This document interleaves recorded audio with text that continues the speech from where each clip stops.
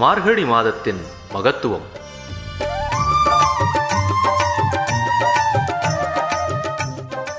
நமக்கு ஒரு வருடம் என்பது தேவர்களுக்கு ஒரு நாள். தை மாதம் தொடங்கி ஆனி வரை அவர்களுக்கு பகல் பொழுதாகவும், ஆடி மாதம் முதல் மார்கழி வரை இரவு பொழுதாகவும் அமையும். அப்படி பார்க்கும் பொழுது அதிகாலையான பிரம்மமுகூர்த்தம் மார்கழி மாதத்தில்தான் வருகிறது.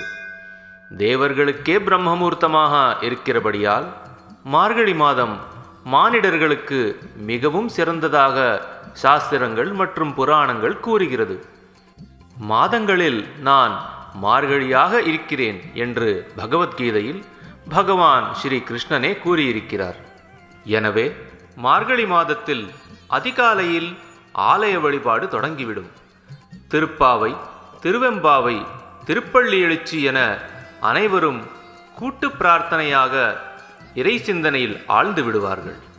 சிதம்பரம் கோயிலில் மார்கழி மாத ஆருத்ரா தரிசனமும், ஸ்ரீரங்கத்தில் வைகுண்ட ஏகாதசியும் மிகவும் முக்கியமான நிகழ்வுகளாகும்.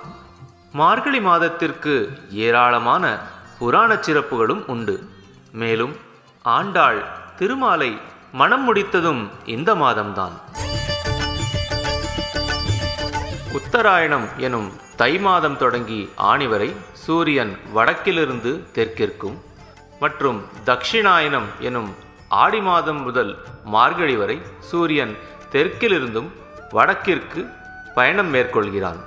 சூரியனின் ஓட்டத்தில் இந்த மாற்றங்கள் நிகழும் பொழுது புவியின் சக்தி சூழ்நிலையிலும் பல மாற்றங்கள் உண்டாகும். மார்கழி மாதத்தின் அதிகாலையில் ஓசோன் படலம் வழி ஆரோக்கியமான உடல் நலத்தை தரும் காற்று அதிகமாக பூமியில் இருக்கும். இது நம் வியாதிகளை கட்டுப்படுத்தும் என்பதுதான் மார்கழியில் அதிகாலையில் துயில் எழ வேண்டும் என முன்னோர்கள் கூறினர். அதிகாலையில் எழுந்து கோலமிட்டு சாணத்தால் பிள்ளையார் பிடித்து வைத்து பூக்களால் அலங்கரித்து மார்கழியில் வரவேற்பு.